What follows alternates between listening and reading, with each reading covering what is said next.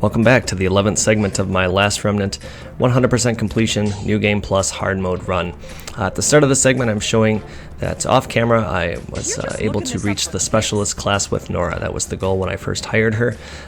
If you're looking to do something similar, be it pure mystic class like Marauder or specialist, the key is to avoid getting a class change with her while you're still gaining mystic levels. She begins with Mace's level 4, so in this case her mystic levels need to reach at least level 8 before you allow her to trigger a class change. And in order to avoid it, you need to make sure that she is dead at the end of a fight. If you have used mystic skills enough to reach the next level, she'll retain that level that she gained. If you do not use the mystic skill enough within the fight, she loses all experience towards that. And so it's critical that you count the number of uses of a given art to make sure that you have satisfied enough to reach the next level, especially in the remastered version where there's no external tools to view whether or not you've gained enough experience or not, and that can be tricky. I would direct you to the wiki if you're looking to see exactly what those values are, and I can maybe explain a little bit more, maybe in the description of the video once this is all put together. That being said, we're going to kick things off with the Desert's Legend quest. In order to trigger that quest, you have to have the 3 Godstones. You also have to have Glennis in your party. You'll need Glennis for a second quest later on anyway, and so we returned to Nagapur, hired Glennis, and now we're heading to Baltarosa. We'll speak with an NPC in the upstairs of the pub. It'll take us to the Great Sand Sea, and you'll see here on the video where you have to travel in order to reach Flaumello Tower.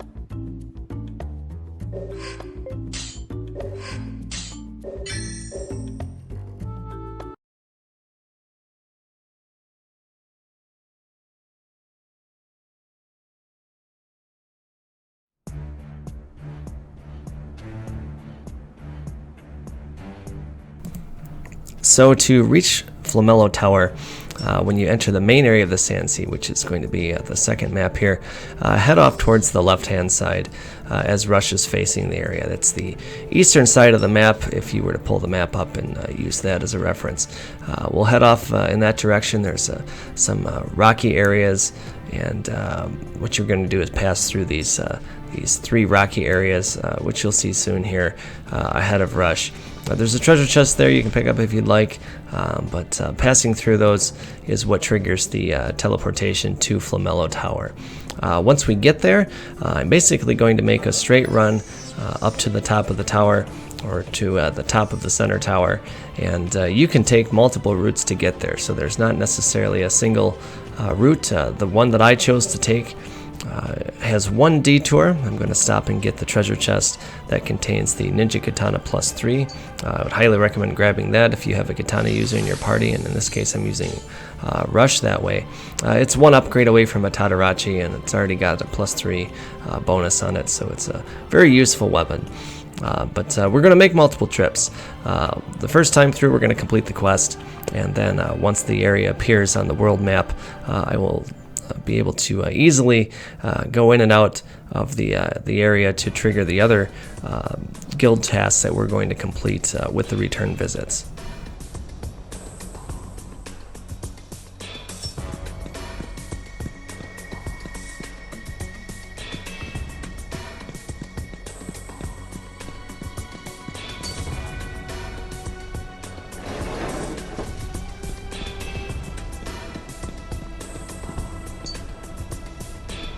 Right.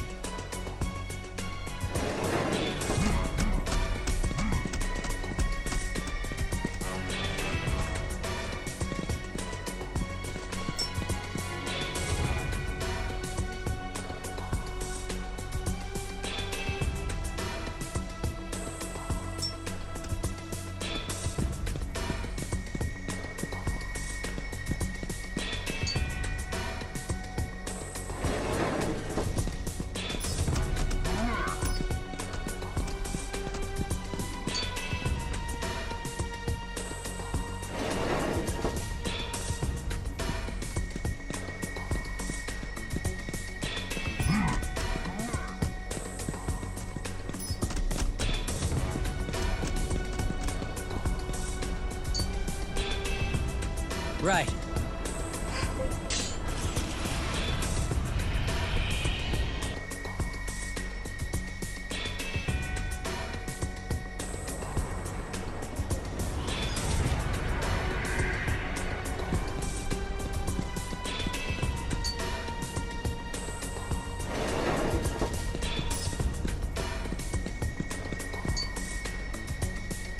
Right.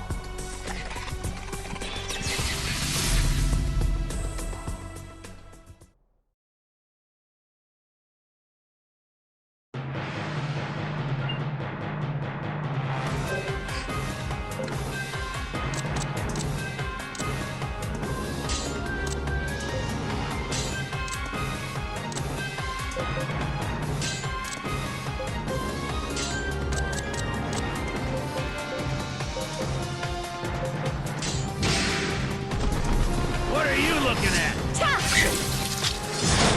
Your life is over.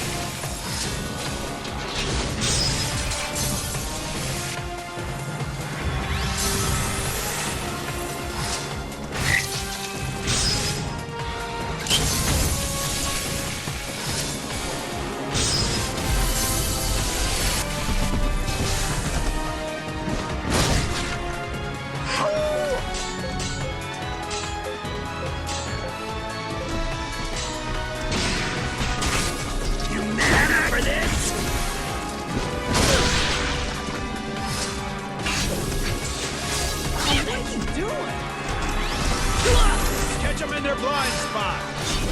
Hurrah!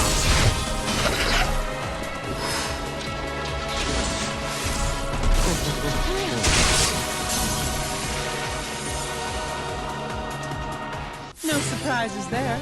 This is of no concern to you.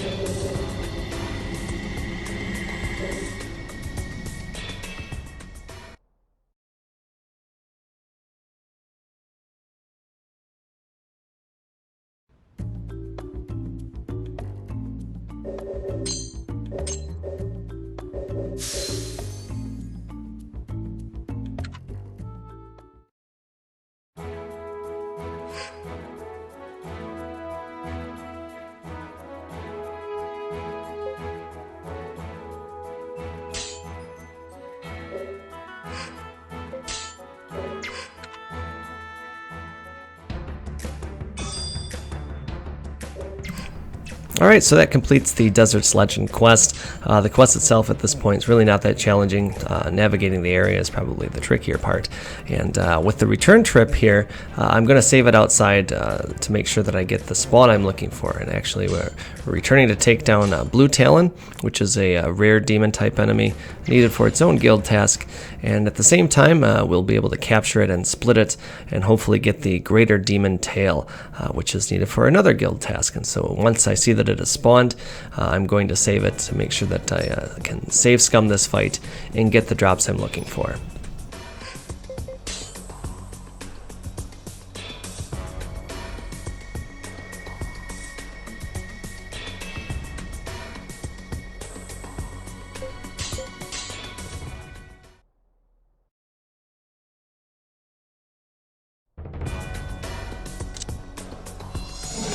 Let's do this!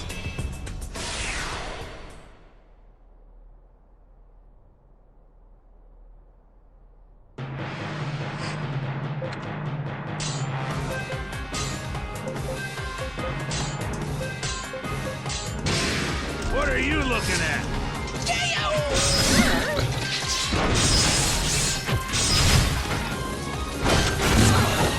Like that, is it?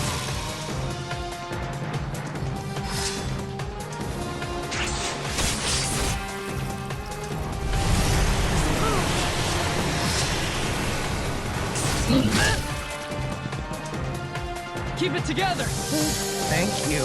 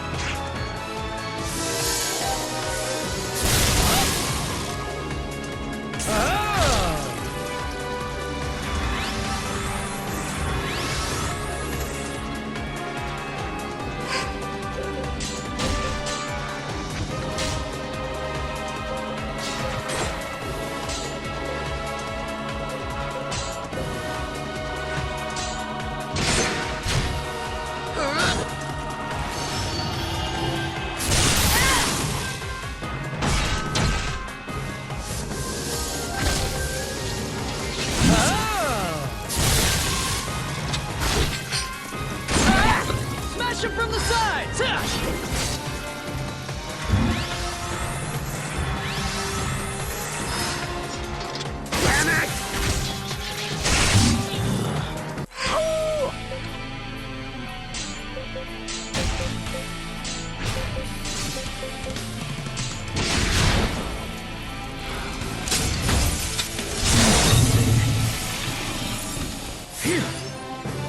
I know I'm good.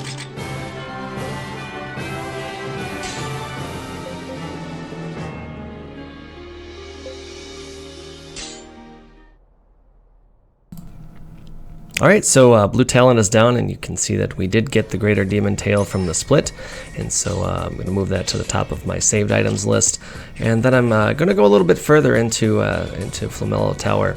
Problem is I didn't go far enough. I'm looking for an excavation point, and I'm going to find it when I leave and come back. The excavation point I'm looking for contains recipe 43, and you'll need that to craft the Champion's Lance. We purchased a base level lance a little while ago. It's been in our inventory, and now with recipe 43 we can make the leap immediately to the Champion's Lance, which is needed for the completion of its own guild task. It's going to be a little pricey. We'll need to get some components in Baltarosa and then pay to upgrade it, but we'll have knocked this task off our list, and after that we're going to be returning to Fororn Strand, and we'll take down a lot of guild tasks while we're there.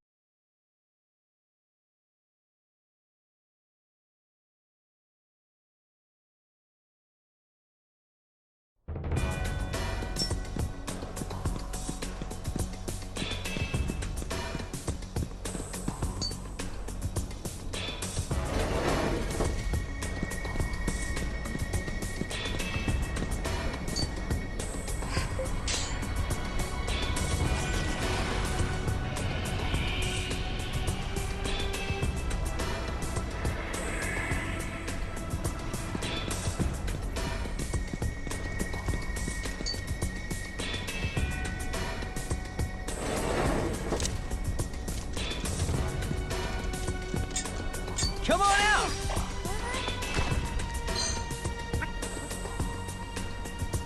Okay, later.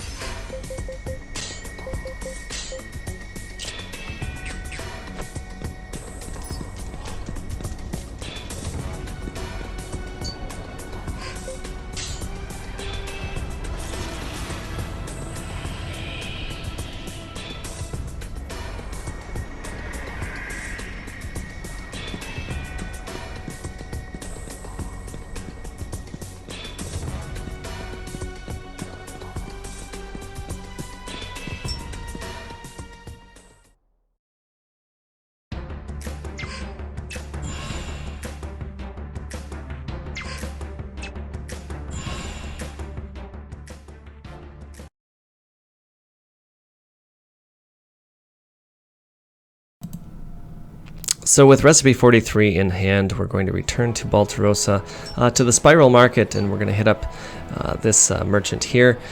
What we're looking to buy is 4 pieces of linen cloth, and the grand total for that is 84,000 gold.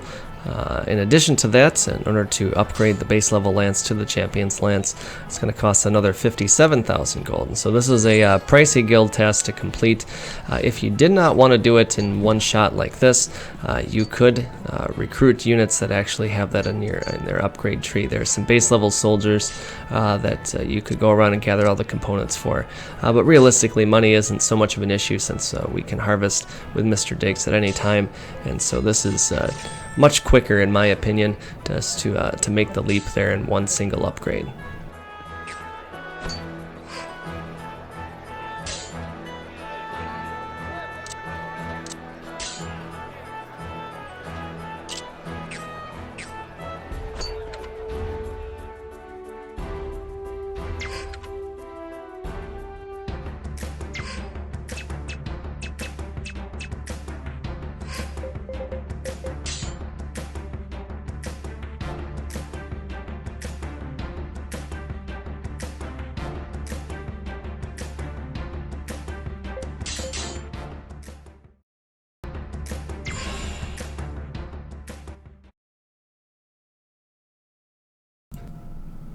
So returning to Fororn Strand, we've got quite a few guild tasks to complete with this visit, and actually it'll take a couple of visits since 2 of the tasks are tied to rare enemies spawning. In this visit we're going to take care of Seething Wind, which is the rare Spirit Lord type enemy that is present with your first visit.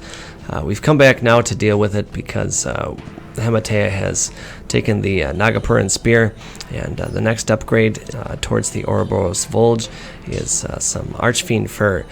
We're looking to obtain from the Seething Wind 2 pieces of Archfiend Fur for our own guild task, 3 for Hematea. We're going to get everything we need by splitting it. You can get it from as a drop or a split. And then we also need some Archfiend Wings. We need 3 of them total for its own guild task, and from Seething Wind we can get 2 from a split, which is why I'm saving it before we actually engage in the fight, to make sure that we get the maximum amount from the splits that we can. But the fight itself, pretty straightforward. It's a Spirit Lord type enemy, so you can expect a curse here on the first turn. It's recommended that you hold back majority of your unions and then go all in afterwards. Really not too much to worry about, especially given the strength of our party. The other guild tasks we'll take care of. We have 1 more rare, and then there's quite a few mobs that we'll deal with off camera. And at one point I'm going to pause and sort of explain how to best handle those mobs. Nothing too challenging, but there's a component related to respawning enemies without leaving the map, and I will say more about that when we get there.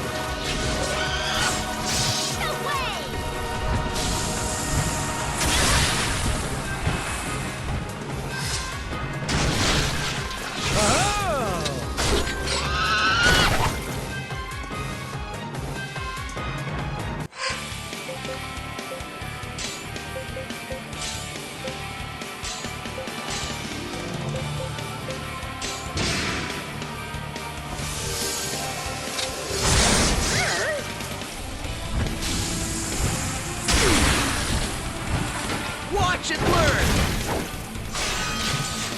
No way!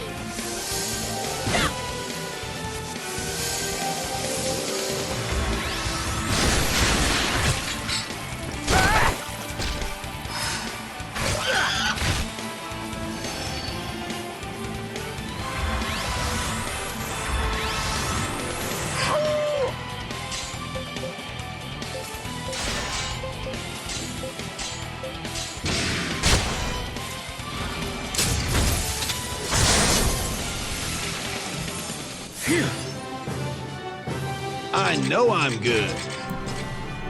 Alright, as you can see, the Seething Wind has gone down.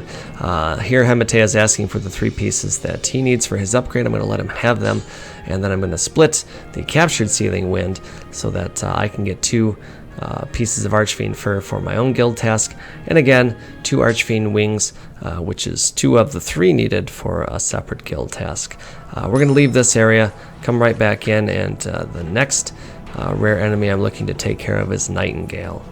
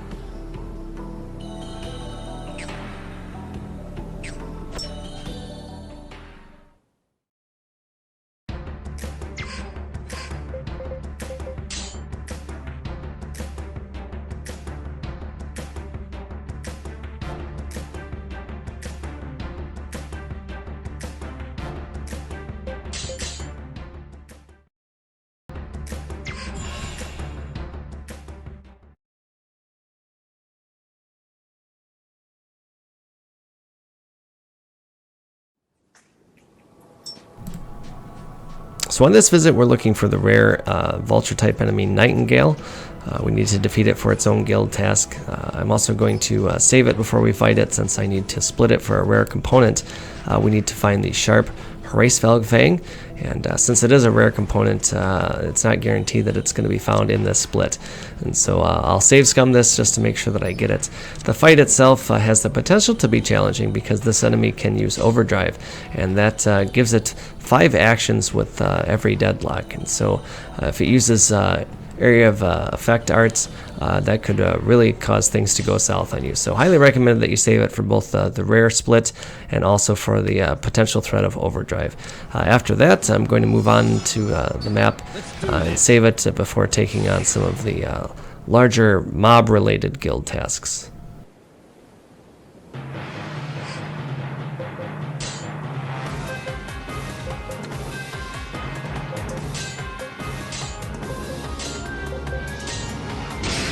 What are you looking at? Like that, is it?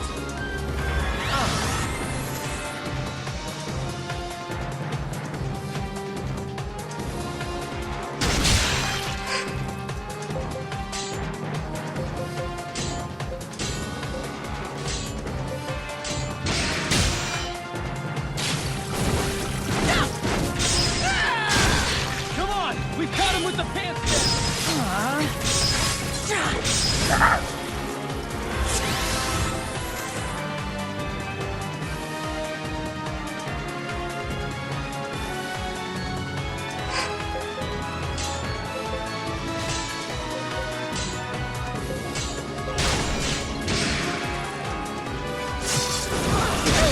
Like that, is it? You're doing.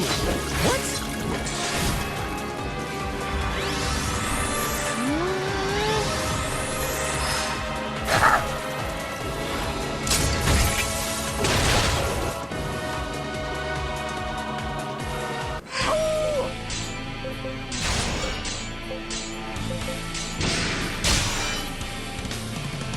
That wasn't necessary.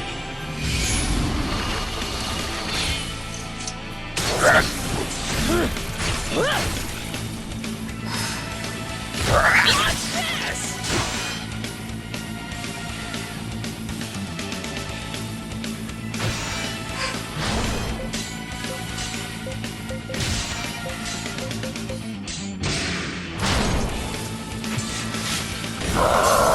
Like that, is it? Ugh, that was a yawner. I know I'm good. Great!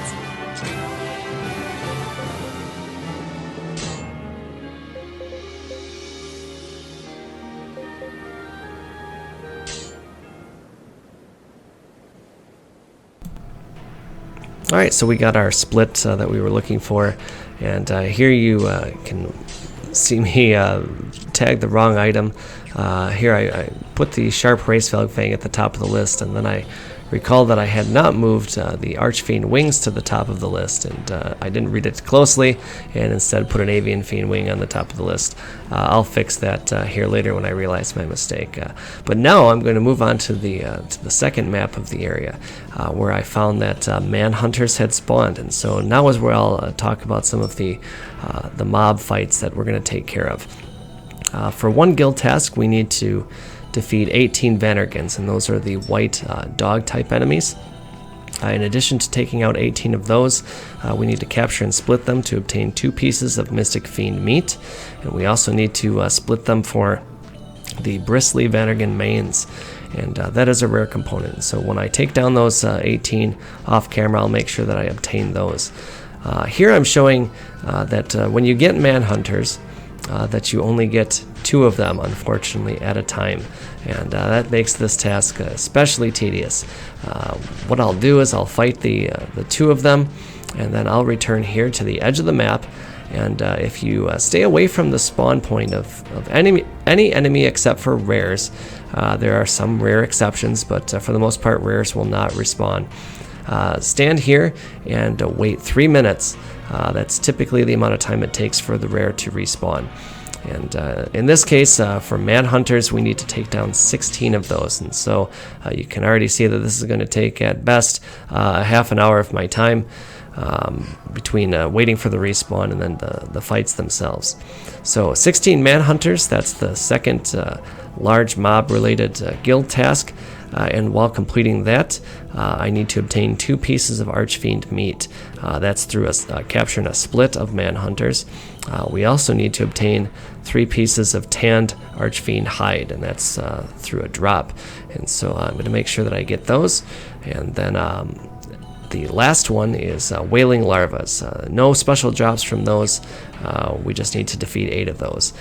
Here, after the break, you see that I completed all of those tasks, all off camera, and now we're able to leave and cash in all those. And so saved you an awful lot of time of having to watch all that, but it is especially time consuming when you're actually doing it.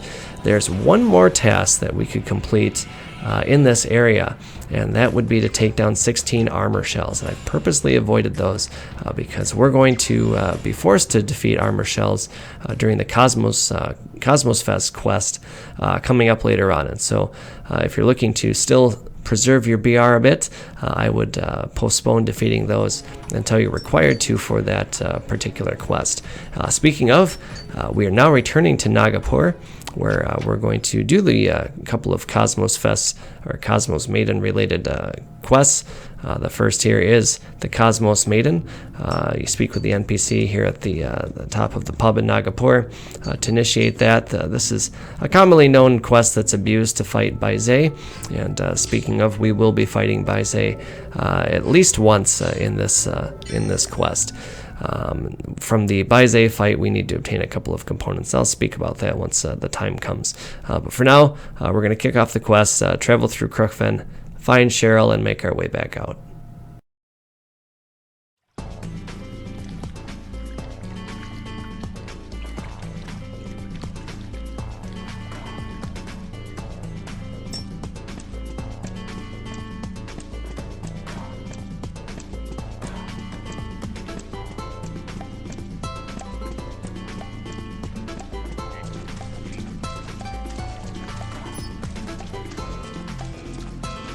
Come on out!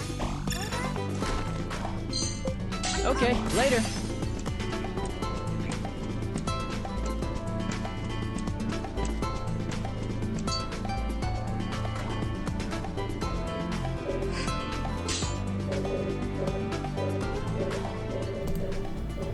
So after finding Cheryl, you have to make your way back to the beginning through the same entrance that the quest began.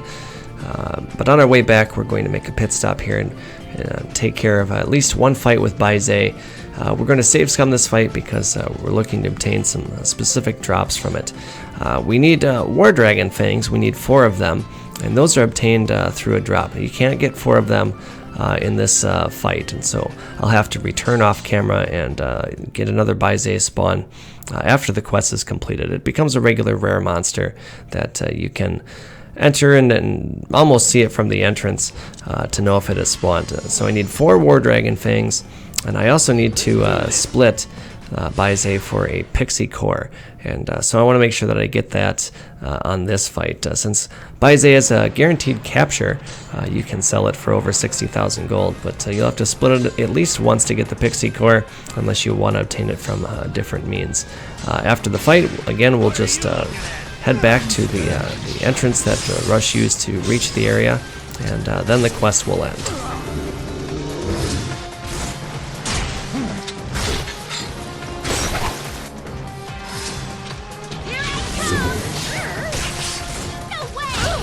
Kicking their faces from the side.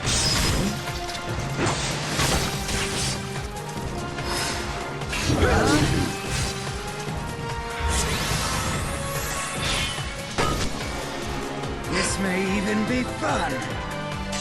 Relay now. Size isn't everything.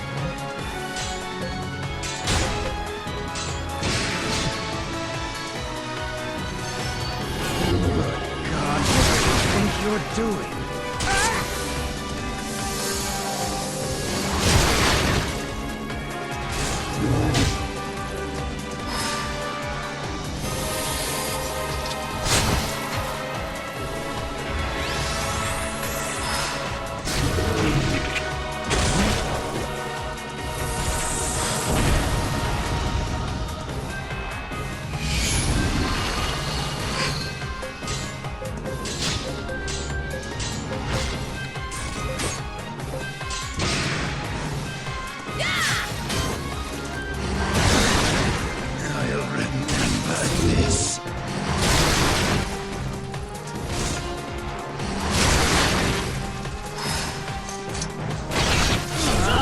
Are you even trying?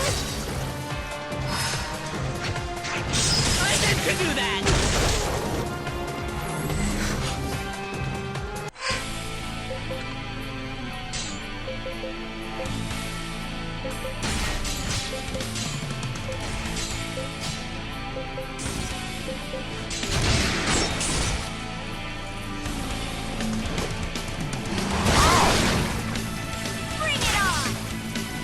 My thanks.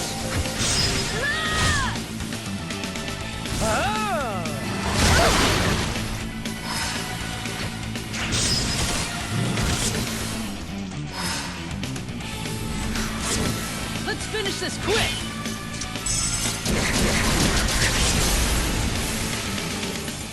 Piece of cake! I know I'm good.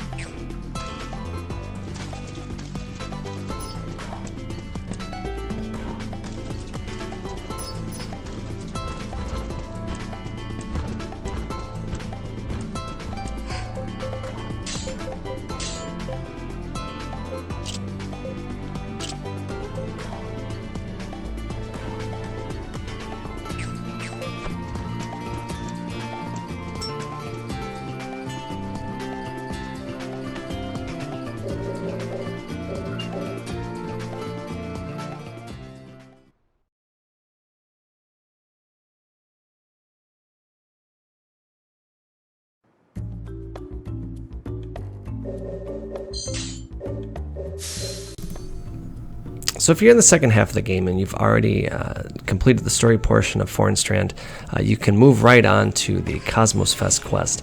In order to initiate it, you do have to leave the pub and then return, and a new NPC is there to interact with to kick off the quest. The quest itself is pretty simple. It sends you right to Fororn Strand. You will see Cheryl doing her thing as the Cosmos Maiden. Your task is to protect her from the enemies in the area, and basically you have to defeat grand total of 80 armor shells, and they'll be crawling about on the map that Cheryl is on. You do not have to go to any other maps to complete the quest. All the enemies are found on this map, and we're going to see if we can knock them out, hopefully in a single fight. Off camera here, I'm saving it before we start the quest, but off camera I'm going back to fight a single Baize in order to get that missing War Dragon Fang. We did need a total of 4 of them, and here I'm showing that I accomplished that. I also did a little bit of party reforming, again to speed up the enemy fighting of the Cosmos Fest quest. After you take out the 80 armor shells, and it's always exactly 80, a death will appear on the map. The fight itself is against 2 deaths, and so this quest is going to cost fight against 80 enemies. It's pretty much guaranteed to raise your BR unless you are especially careful in getting a ton of ally deaths. Not so worried about that now, since we are after our grind. We can be a little bit more relaxed when it comes to maintaining our lower BR.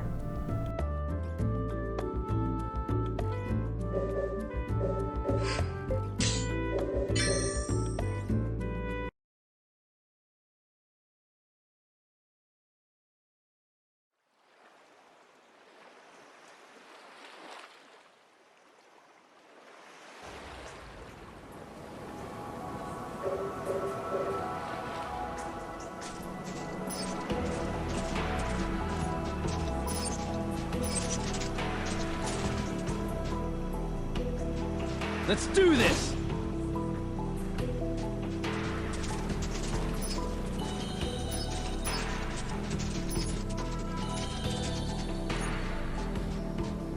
Let's do this!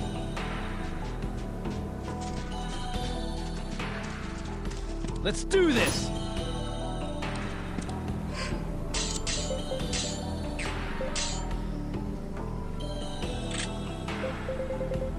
I shall strive to do my best.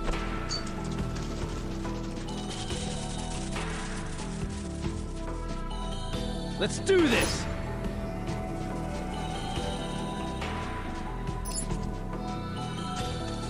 Let's do this! Let's do this! Come on out! Okay, later.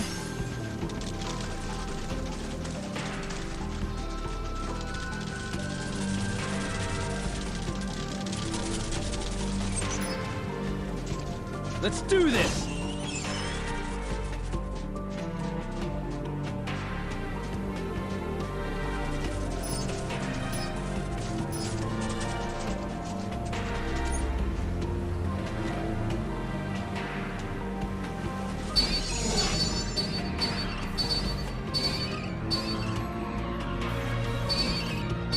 Let's do this!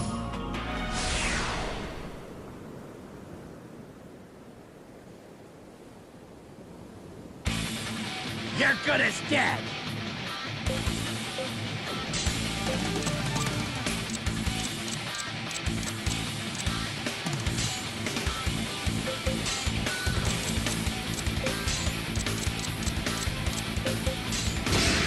What are you looking at?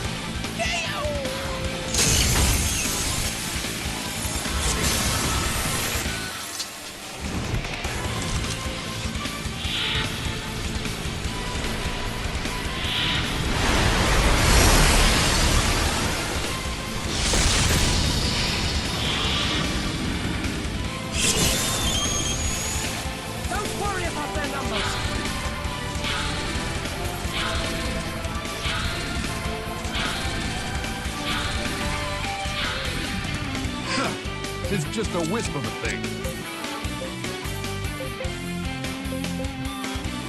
The time is now to victory!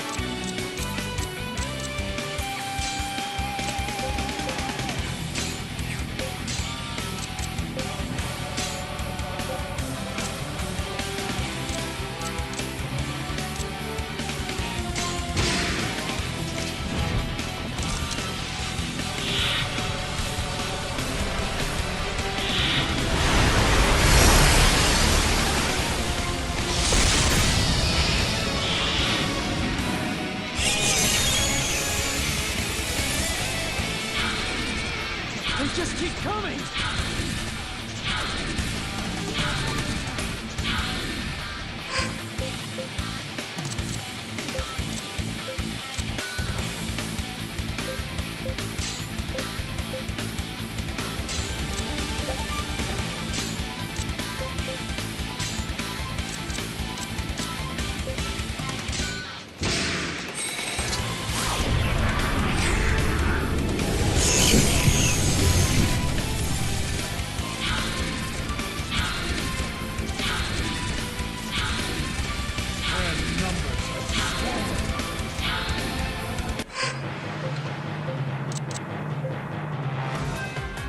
We've dispatched quite a few enemies, hmm?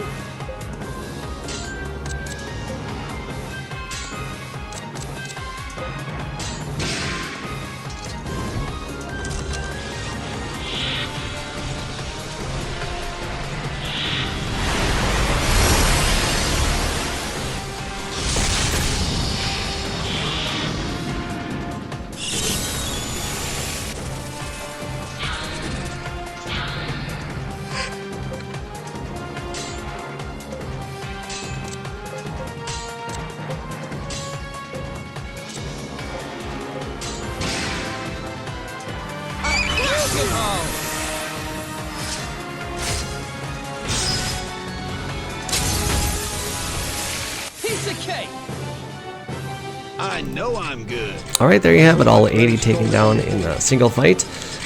One comment here, Mystic Fiend Horns are a component that you need for their own guild task. You need 5 of them, and so if you've not already come up with them through another means, you're definitely going to get them during this fight. Make sure that you save 5 of them. We've also obviously taken out the 16 armor shells needed for its own guild task. With that out of the way, all that remains is a single fight against 2 deaths.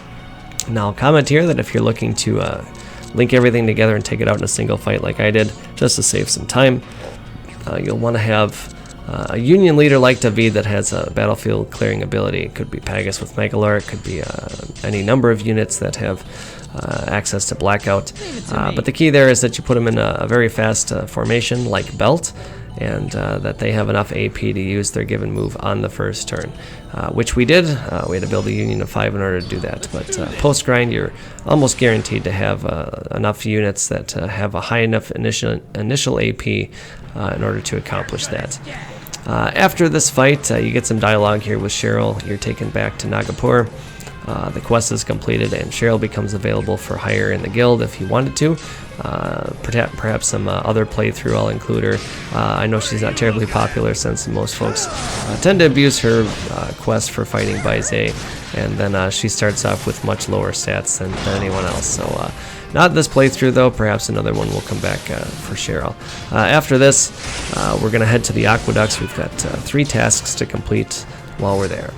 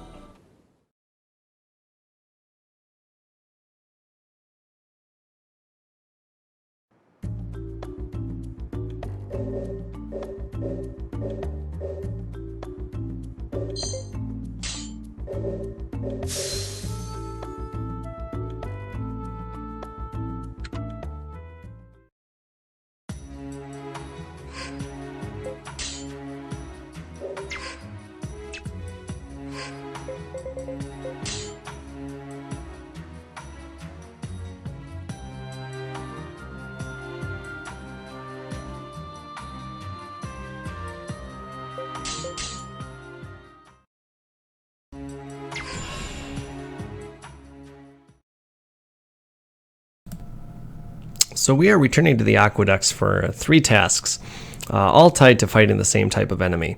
We're going to complete the guild task that requires taking down 16 of the Bunes.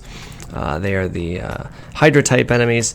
I'm only going to record 1 fight, and so in this next area you can chain a couple of them together and get 8 of them in a single fight.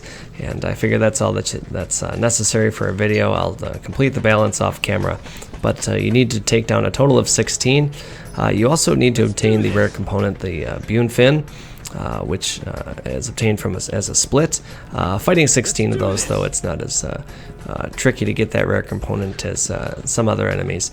And in addition to that, hopefully before you do this, you've hired Melimus.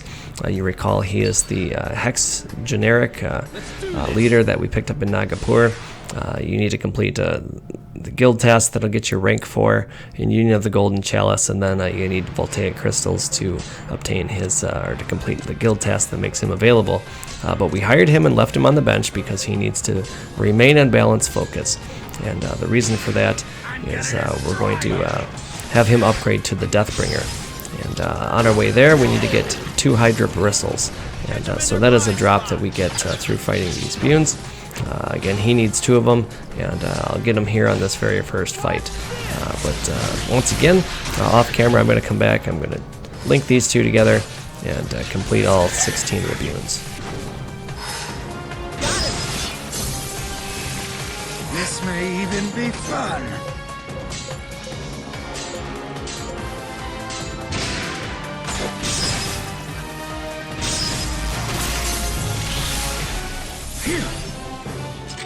There's still plenty of power left in This is these exactly old what I bones. needed. Perhaps next time.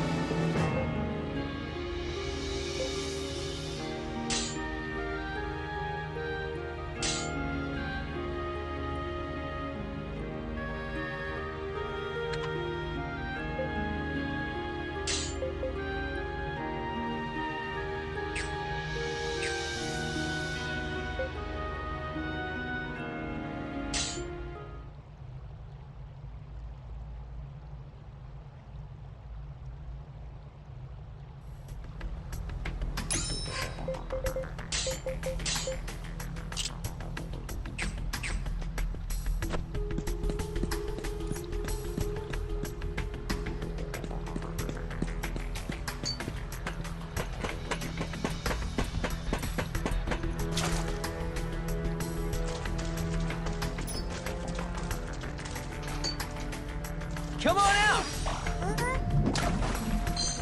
Okay, later.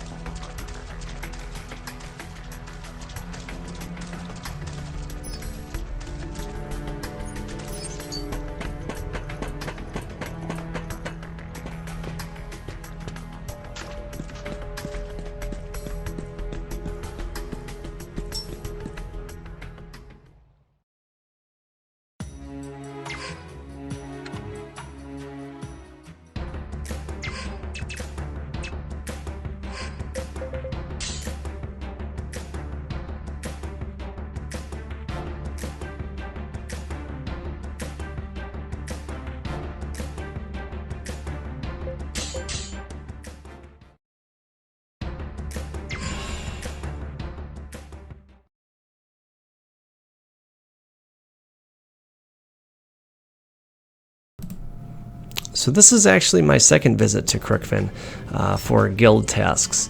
I completed the first one off camera, and I'll explain that in a moment here. But on this visit, I saw that we had amoebas had spawned. I headed off towards the left-hand side of the map from the entrance to see if a secondary monster had spawned, and it had not, which is your indication that you have a rare monster. We are here to take down the Hydra-type enemy, Boina. And you'll see here it's right at the end near the last leaf. In addition to that, I'm going to link in some of the amoebas that are in the area, and the reason for that is we need to capture them and split them. We're looking to get some fairy fluids and some fairy rawhides. We need 4 units of fairy fluid and 5 units of fairy rawhide, and so you get those from the giant amoebas in this particular spawn. If you have already taken down the wailing larva that we did in Fororn Strand, there's a possibility that you already have fairy rawhide, but if not, you have to fight the amoebas for the fairy fluid anyway, and so we may as well get them all in one shot. So again, it's taking down Boina, the rare spawn here, taking down some giant amoebas to get 4 fairy fluids and 5 fairy rawhides. Now off camera, on my first visit, another spawn is the Diatrimas. That is a Wyvern type enemy, and we need to take down 12 of those, and so that can be not as pleasant to have to watch. You don't get too many when they spawn.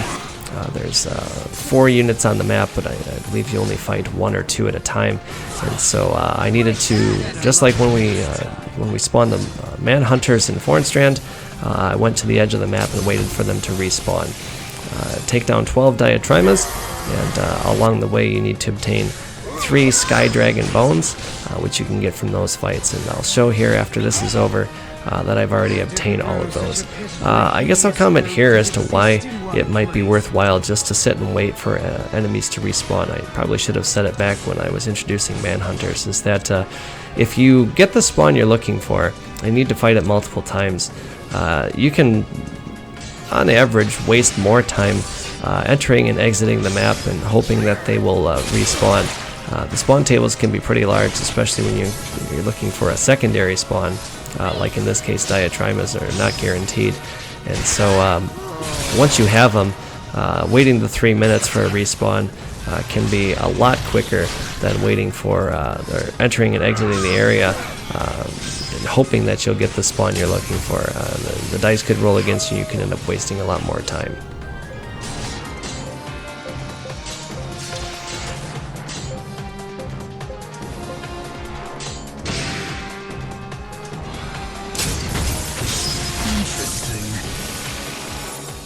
No surprises there. I know I'm good.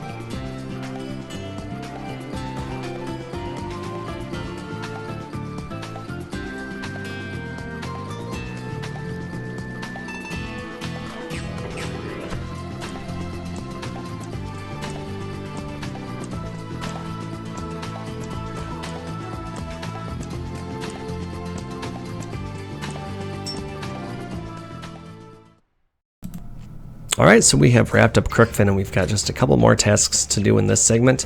The first one is going to be a Numer Mine, and to unlock the area we're looking to enter, we need to speak with the Seasoned Adventurer NPC found in the Athlum pub. By doing so, the lift is repaired in the very first room that you pass by when you enter Numer Mine, and that'll take us to a brand new area. In that area, we'll be able to fight Nidhogg's. They are a Via Lizard design enemy, and we need to take down 14 of those. From those enemies, we can get polished scales as well, and since we have Melimus in the party, he needs 5 of those for his upgrade, and so we'll make sure that he gets those drops. May be worthwhile to save scum this fight again if you're trying to preserve a lower BR so that you don't have to fight any more than the 14. It's going to take a couple fights for us to get all 14, and then after that we'll have one more task to do.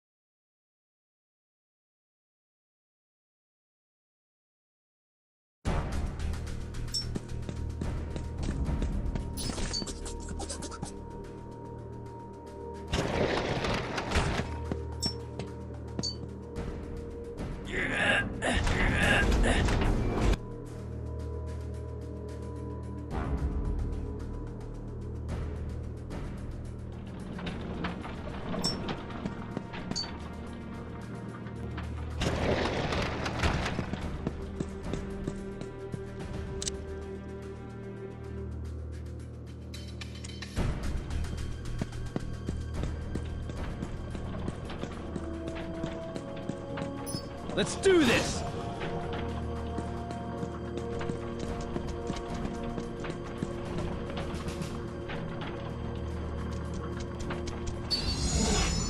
Let's do this!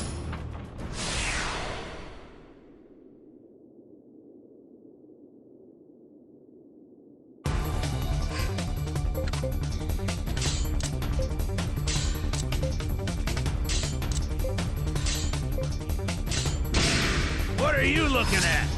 Hurrah! You like that?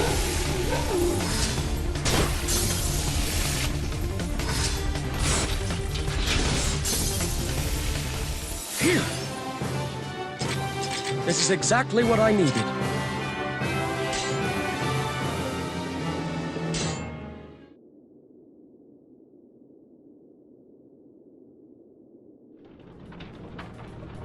Let's do this!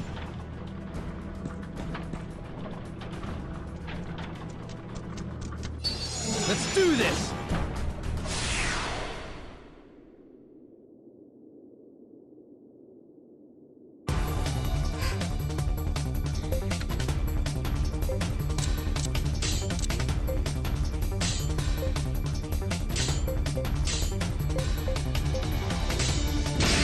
Leave these beans to me! Here I come!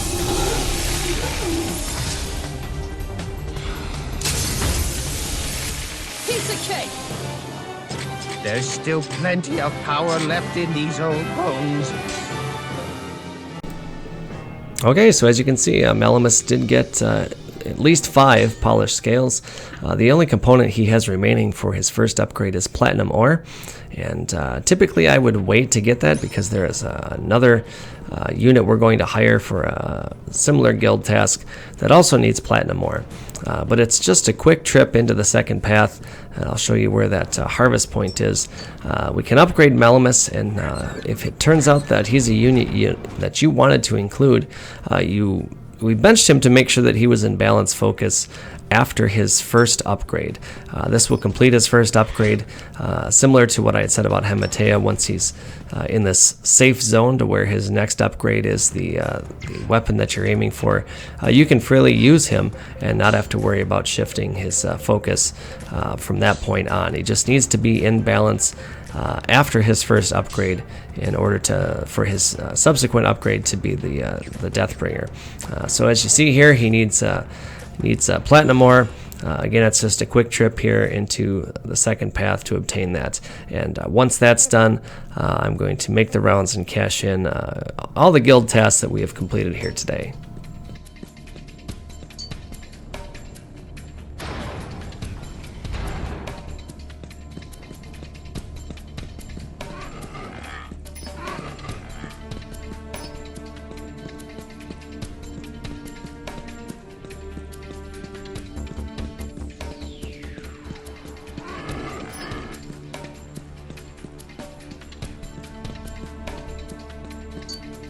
Come on out! Okay, later.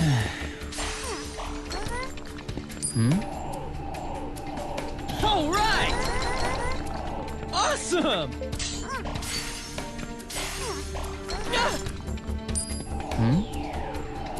All right! Awesome!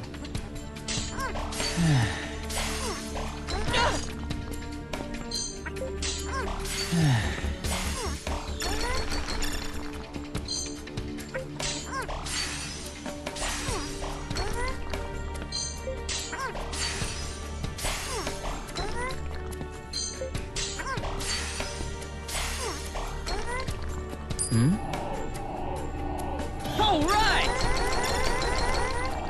Awesome!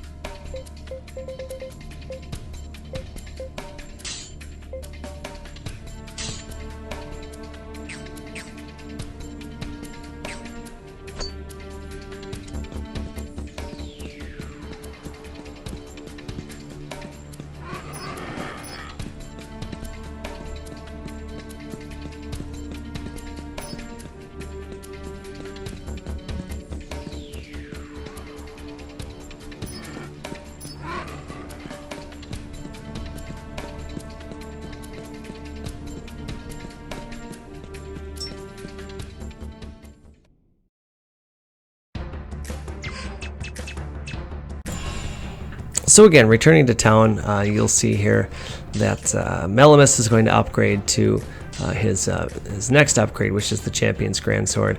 And the following components shown here on the list is what he needs for the Deathbringer. And so as long as your Melimus looks just like that, you are right on track. And again, you can freely use him at this point because it is the very next upgrade that will get us to the weapon that we're looking for the completion of a guild task. Speaking of guild tasks, the remainder of this video I'm just going to travel around to the 3 guilds and cash in on all of the guild tasks we've completed thus far. It's not particularly interesting to watch, but what is interesting is that we are about as up to date as we really could be for this point in the story. I believe here for Union of the Golden Chalice is the fewest remaining tasks at this point.